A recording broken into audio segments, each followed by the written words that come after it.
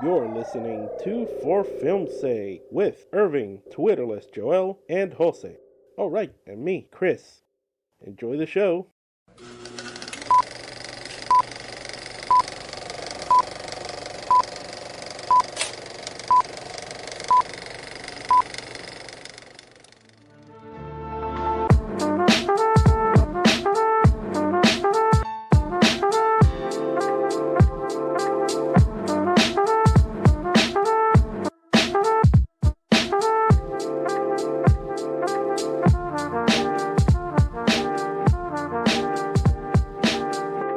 And we welcome you to a new episode of For Film's Sake. Remember to follow us at For Film's Sake Pod on Instagram and at For Film's Sake 1 on YouTube. And you could also listen to us on Spotify. So here we are, another jam-packed episode with my chums. Irving is with us. Hi, everybody. And Twitterless Joel is also with us. Not on Twitter, but here. Hello, everybody. And Jose is also with us.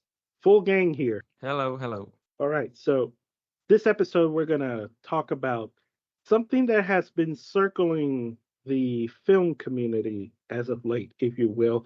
Something that we all here feel strongly about. And it's about the threat to physical media. Guys, I don't think physical media is necessarily dying, but it's getting some real good hits from, I guess, the streamers and even the consumers, because, right, if physical media is being threatened, it's because streamers and internet and digital consumption is very high. So I want to go to Irving first because he's apparently the one who feels the strongest. We saw many titles recently of different movies that have been barely, announced to be given a physical release. So this is not good for all us collectors, right, Nope. Irving? No, it's not. It's not a good time for those who enjoy and who make this a, kind of like a hobby. And for me, it kind of like, I have to say it this way, sucks. And I disagree. I know from the context that you said it, Chris, that physical media is not necessarily dying. It's not literally dying, but in I think it's almost in life support the same way that CDs I still think that are right now, like in you get to see a very small amount of those when you go to Target, or you go to Barnes and Noble, you go to Walmart. I think that's what's going to happen with physical media if it continues this way. I think that I'm very passionate about it. I think that, I have a lot of love to my collection because, you know, movies have been with me, in my best days and in my worst days of my life.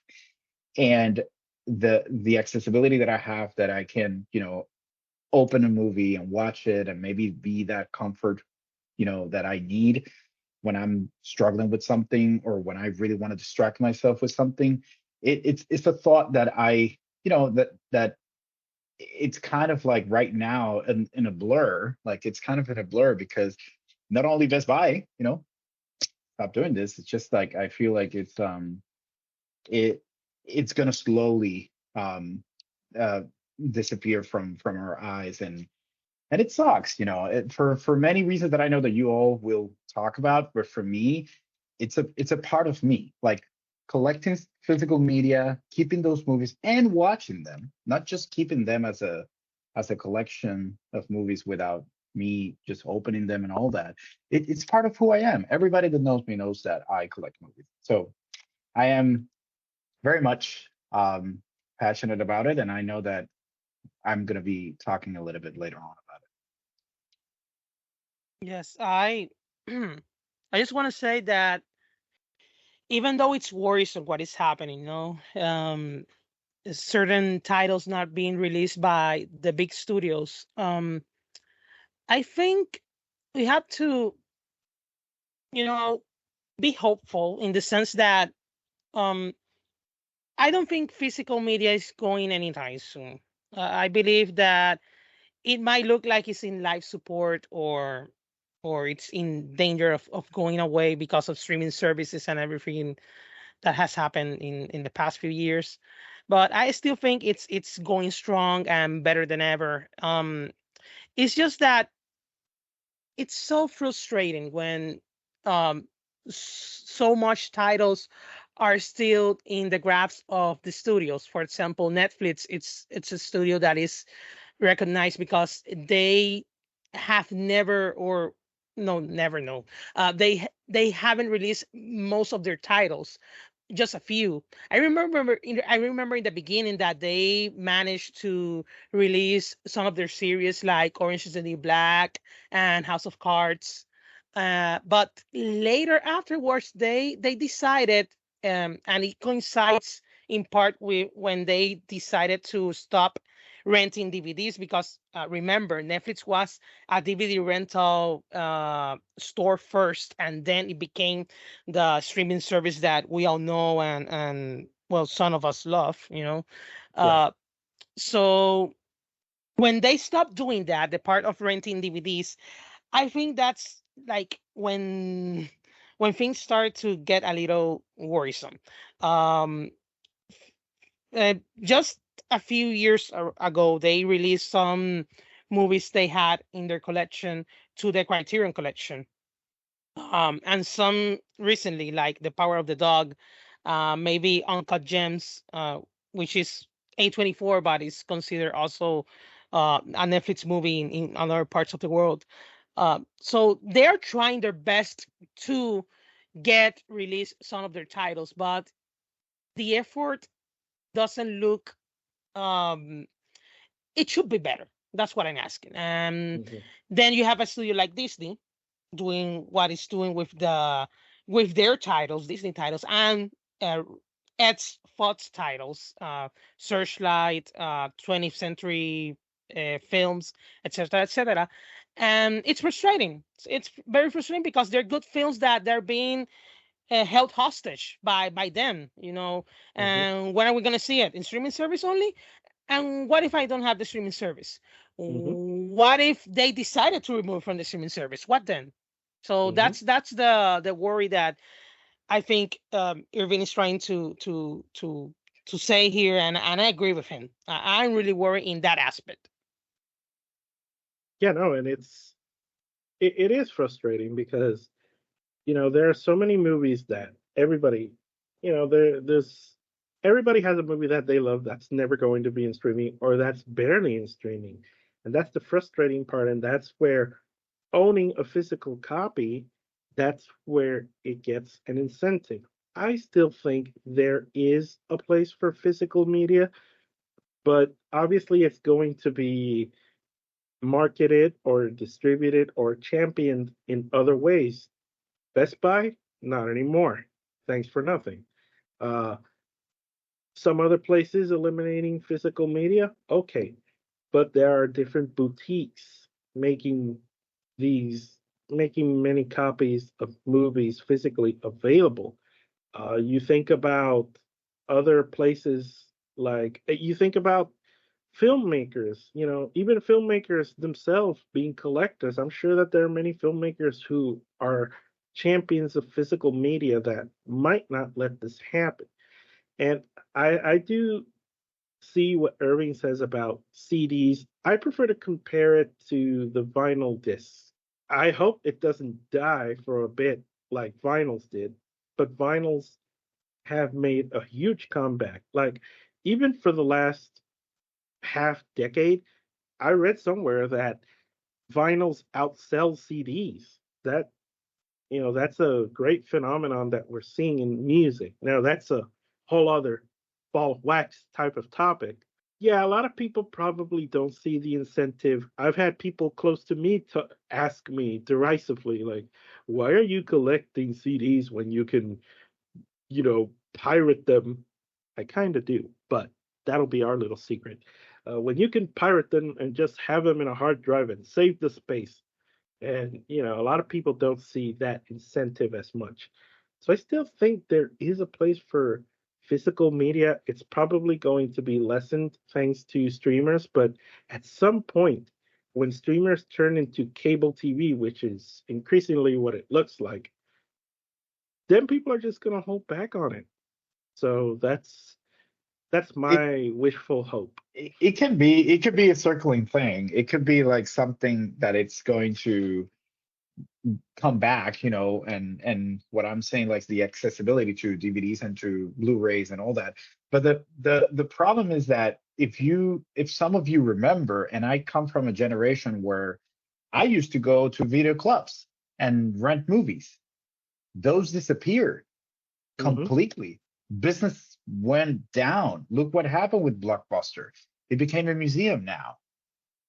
No Yeah, accessibility to rent these movies, and these movies now are in, you know, for the most part in streamers. And I understand the business side of it, because it, you know, it takes a budget to produce these films and to also to produce 4Ks. I read on X the other day, on Twitter, however you want to say it, somebody making, you know, the explaining something that is a true, like is a real fact. And it is that for movie studios and distributors, it costs a lot of money to make 4Ks versus Hmm. Blu-rays, because some of us, we rather watch a movie in 4K if it's a great movie that has, like, you know, all this, you know, technical elements and, you know, including cinematography and all that. But it costs a lot of money. I understand that, but I cannot, you know, think and sit on a chair here and say we're going to be fine, because it might come back. You know, the cost and demand, you know, if you want to look at it from that perspective, it's going to take probably a long time, Chris. You know, I don't know if you remember when was the last time that people used to buy vinyls, and vinyls now are becoming like a big deal, but it took a long time. And I Yeah. think that when this, you know, new wave of, you know, getting physical media and DVDs and Blu-rays and all that probably is going to come back when I'm not even alive.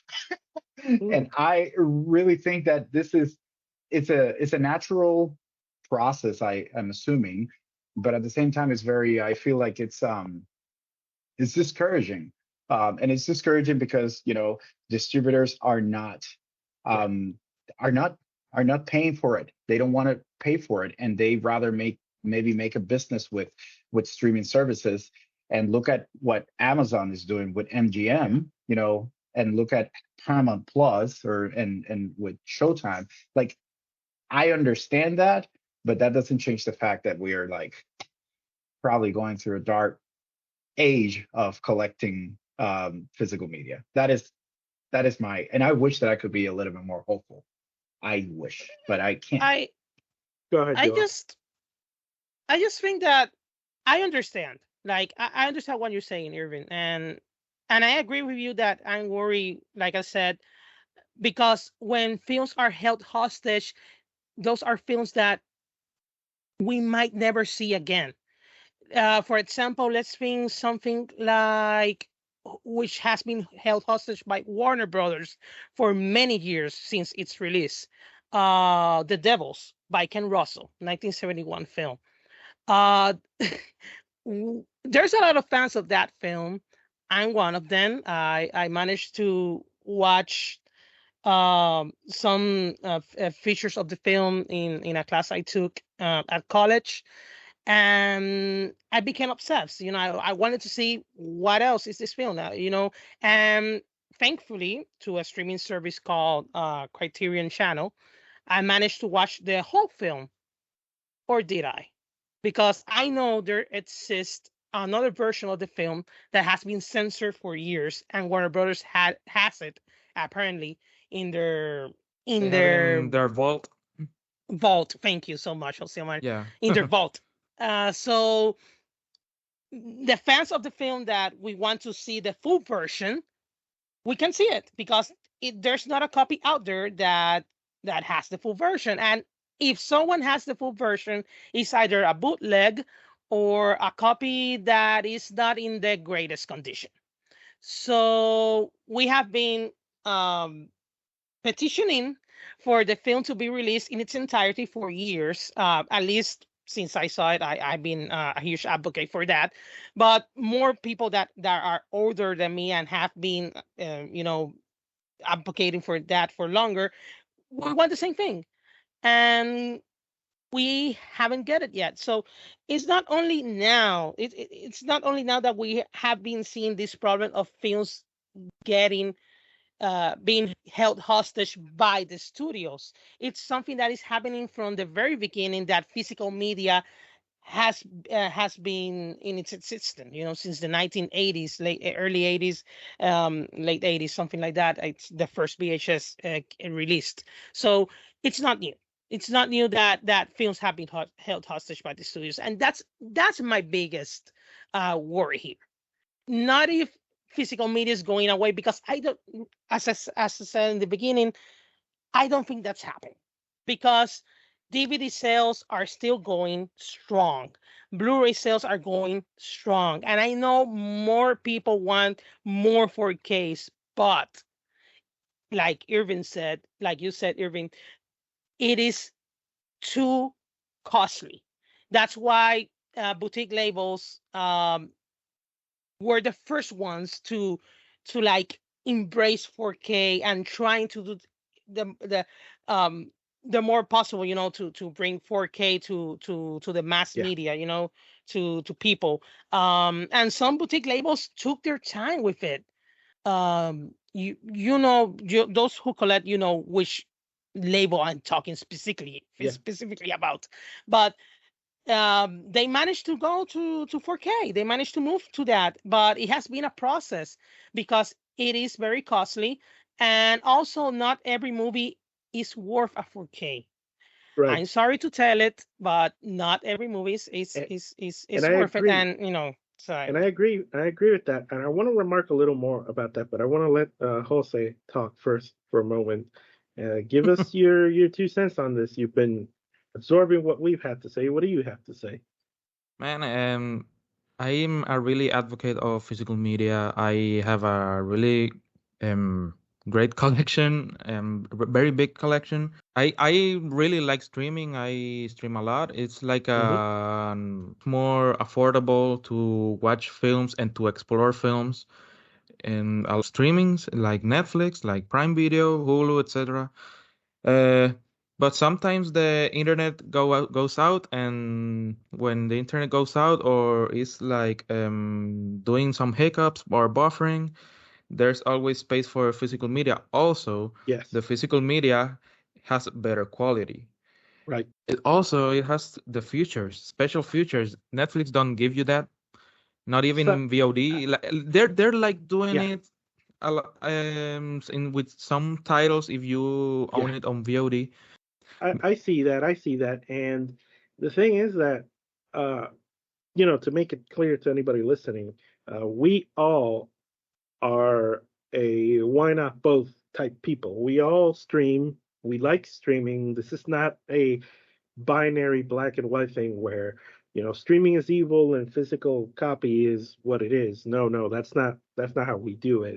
We like streaming, but we also love collecting films, and we Mhm. recognize where there are pros and cons on both sides. Something I want to say two things. I want to say something first about what we've talked about 4K. I personally don't think that we've totally caught up to the 4K phenomenon yet.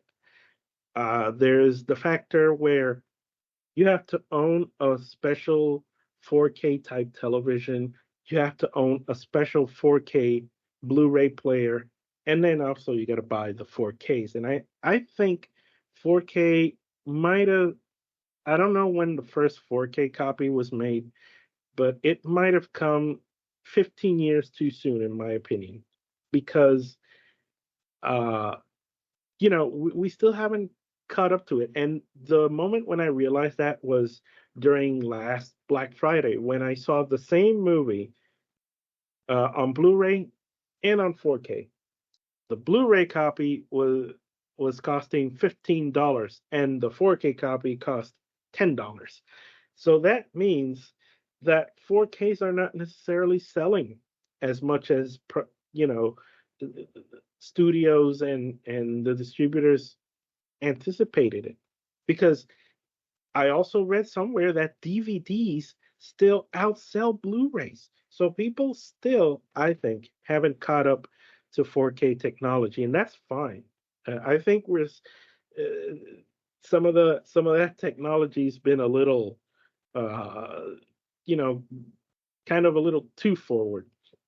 The other thing Yeah, I Yeah, want to and say, yeah, go and ahead, I Joel. would, yeah, Joel, go first, and I want to pick on that what you said, Chris, because I think it's a yes, very interesting point.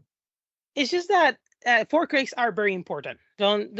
I know they're limited right now, but they're still important. And but you know, the studios had to be very selective with the 4Ks they want to release because, like I said before, not every movie deserves a 4K, and not because it doesn't deserve it because of merit. It's just that 4K movies are enriched when the film that is it's trying to translate comes directly from film, like film Hmm. footage, films that were released before 2002, I think. Most of those movies are worth it to buy in 4K because it is made on film, not in Hmm. digital, like most movies right now. Right. So, you know, you had to give priority to those films, especially older ones, films that haven't been restored in so many years. We have to save them. We Yes. have to release them and that people see it in their most magnificent glory. And 4K is for that. I think And, that's 4K yeah, right now. and I think 4K works best for what you just said, for restoring older films, and for newer films, for films that are more visually motivated, because that's the criteria I pretty much use when I buy or when I shop for 4Ks. If I'm going to have a 4K copy of a film, it has to be a film that is visually, it's either older, which I have one of those. I have the Criterion 4K version of Raging Bull. It's a film from 1980, Martin Scorsese, and it looks amazing. And then you think of a newer film that is. I was thinking about one I bought recently, The Edge of Tomorrow, 2014 film with Tom Cruise, and visually motivated. I'm not going to buy a recent movie that is not visual on 4K. For example, Spotlight. That's not a movie that's worth a 4K uh, buy, because it's not a movie that is motivated by its visuals. Go ahead, Irving. So I was just going to say that I think that for me, 4K is like the evolution of filmmaking. It's the evolution of how we transcend from this format that was in Blu-ray, that it's high def, but 4K elevates. I do think elevates not only just in how you see it, but also how it sounds. And I think that um, some people still struggle to, an average, consumer probably, doesn't know specifically what is the difference between like buying a DVD and buying a Blu-ray. And maybe the DVDs are, that's why they're probably more successful still than Blu-rays.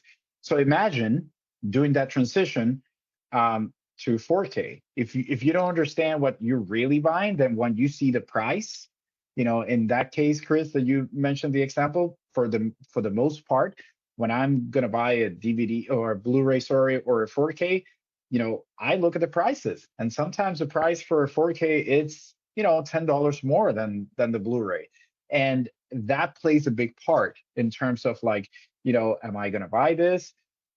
Or am I gonna just like, maybe wait until it's available on Netflix or Hulu or Amazon?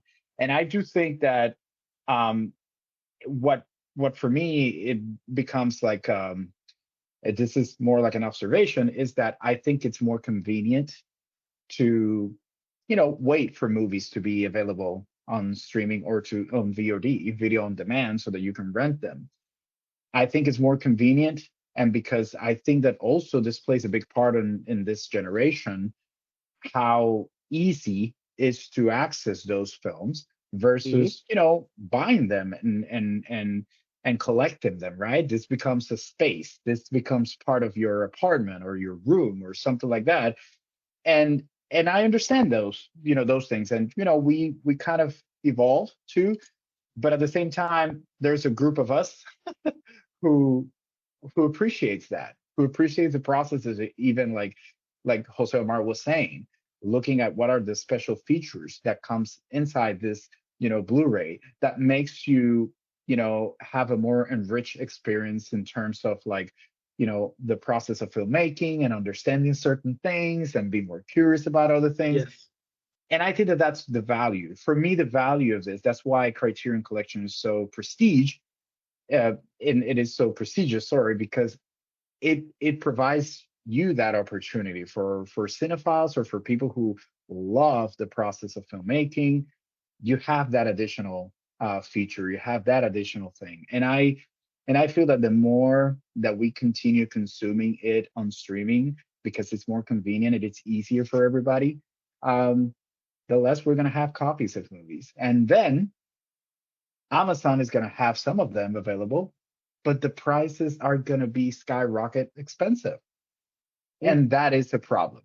And that becomes a problem for anybody, that it's in the middle class and who really does this for fun.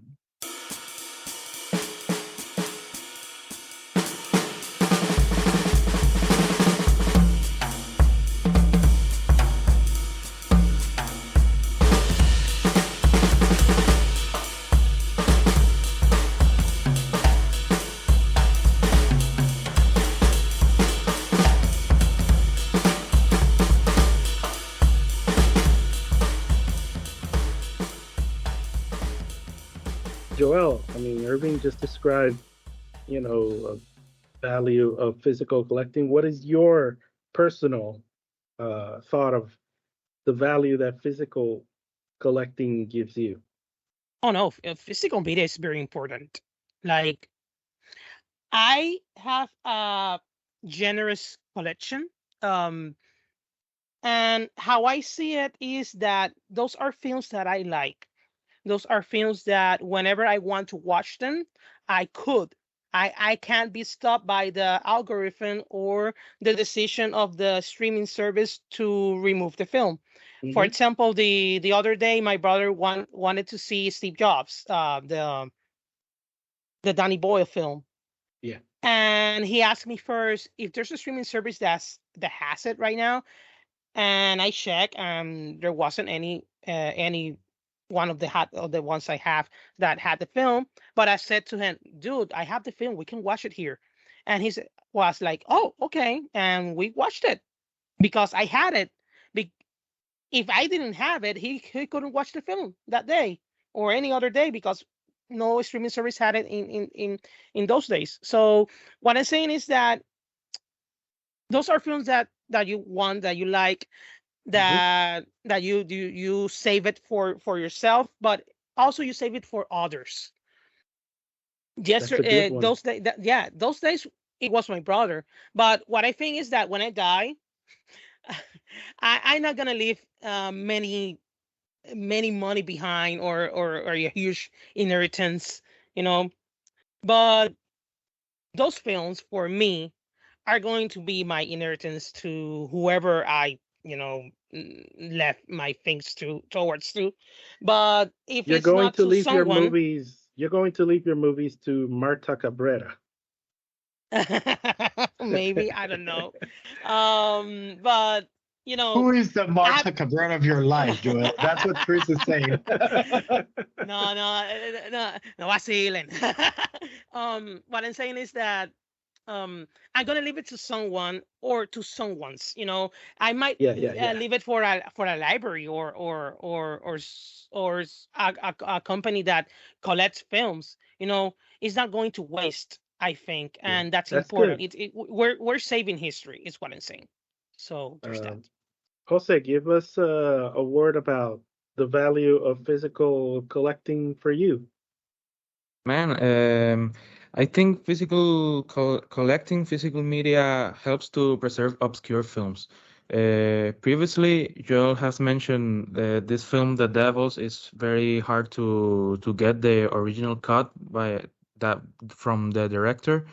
That film is way difficult. Is not available. Is on the vault by Warner Brothers, the distributor. if that film in the 80s or 90s or even this present had a Blu-ray, that and someone own it, is having a true obscure film that Hmm. won't be censored, that won't be on the vault.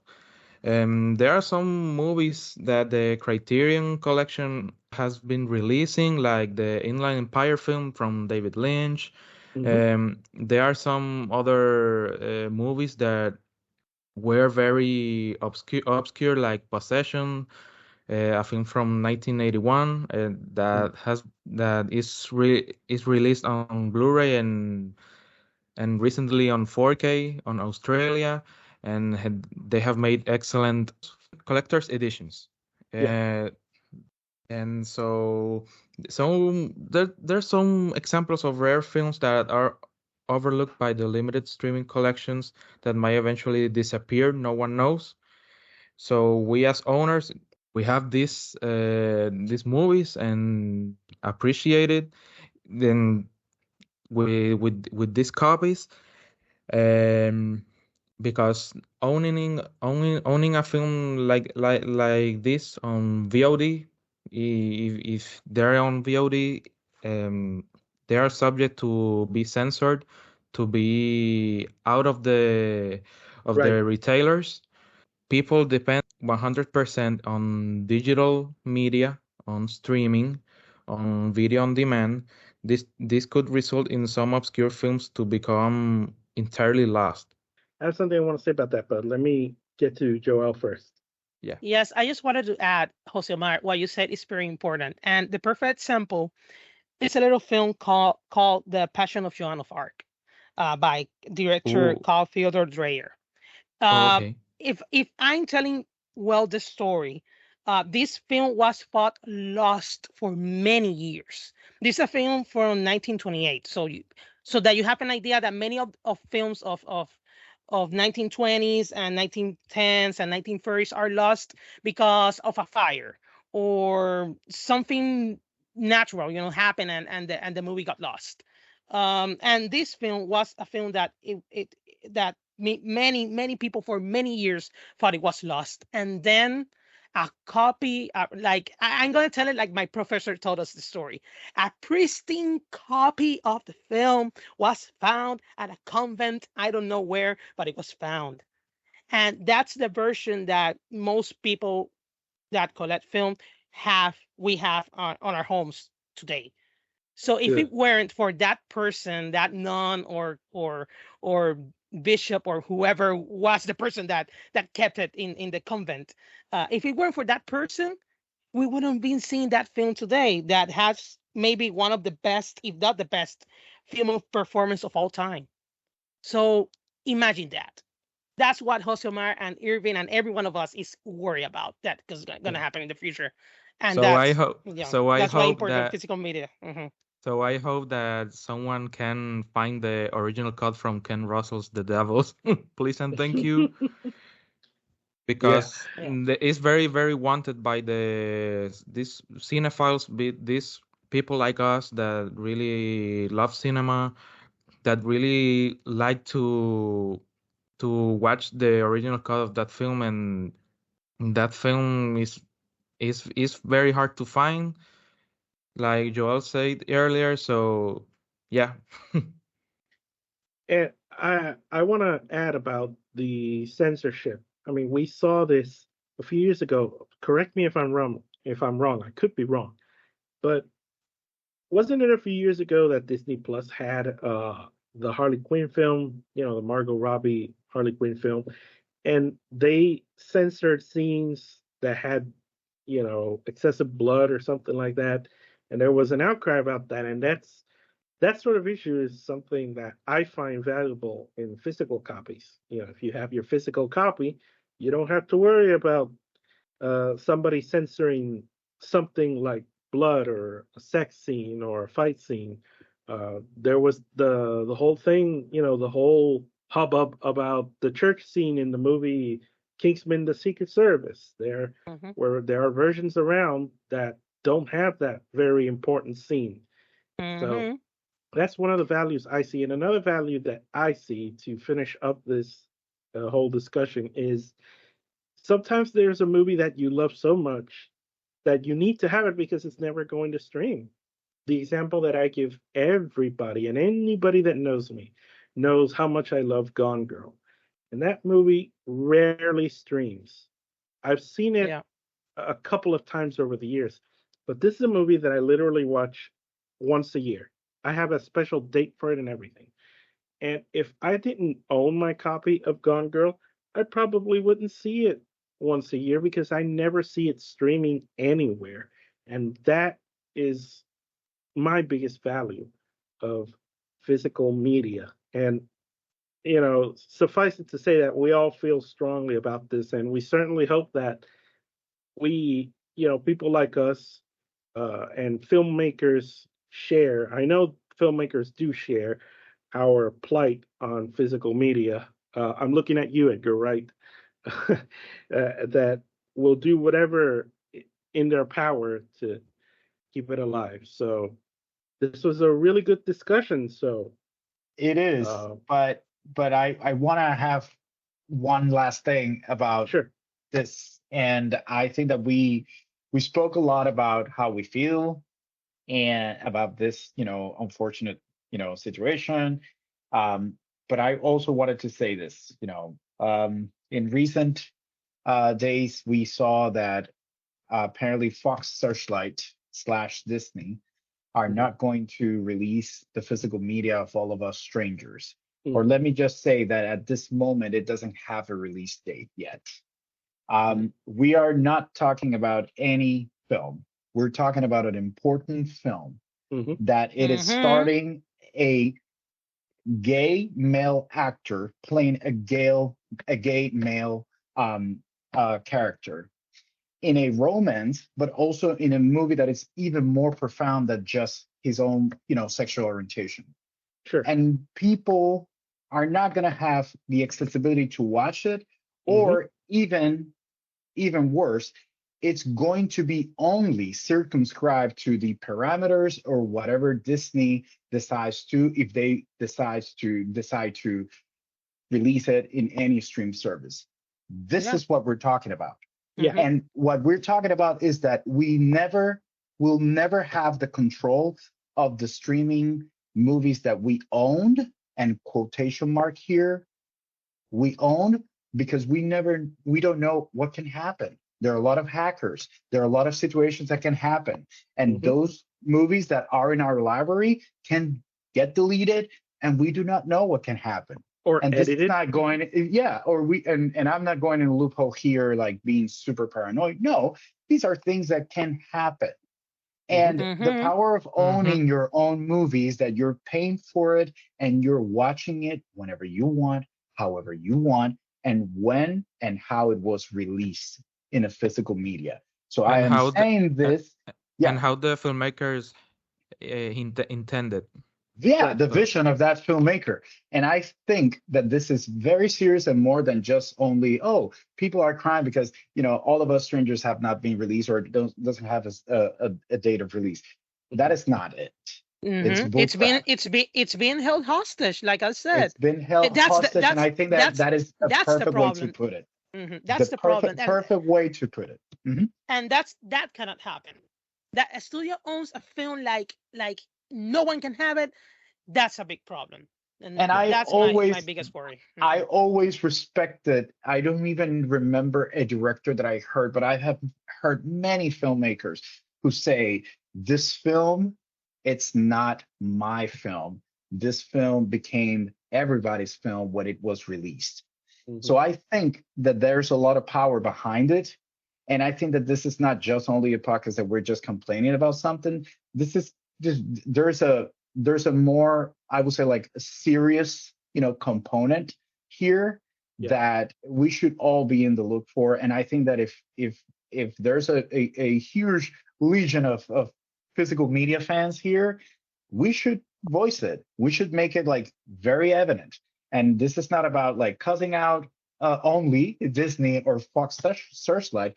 it's just like reminding them, Yeah. there's a good Yeah. group of us that think that this films, or at least All of Us Strangers, is an important film. Yes. And because of that, people need to have the accessibility to have it. And I bet that if I ask Andrew Haig if he wishes that this film would be released in physical media so that I could have it or others can have it, he will say yes. And I think that is the seriousness of this. And I'm hoping that whoever listens to this, at least echo some of our concerns, because this is a big deal. Well, I'm glad that you said that, Irving, and I can't think of a better way to end this particular discussion than with that. So thank you for that. So yeah, this topic is a little bit upsetting. So let's just get some final shots in. So here we go. Hulk! Forget it! How dare you! All right, final shots. So we can head out the door, finish up, and see what'll be next. So Joelle, do you have a final shot for me? Yes. I'm more pissed at the Academy for not nominating Greta Gerwig for directing Little Woman than Barbie. That's it. All right, that's fair. That's fair. No reaction to that. I think everybody else agrees. Jose, do you have a final shot? No. Irving, final shot. What do you got? Joel, co-sign what you just said. My final shot is that in a perfect world, Daniel Detweiler should have swept last year's award season for Till. And key word here, key phrase, in a perfect world. In a perfect world. Okay, Amen. so my final shot is that a movie quote that should be in the pantheon of movie quotes is, "How's the trunk space?" And that is it for this episode of For Film's Sake. We're heading out the door. Thank you for listening. Stay tuned for next time. See ya. Thanks for listening. Find our episodes on Spotify and YouTube. Also, follow our Instagram for Film's Sake Pod.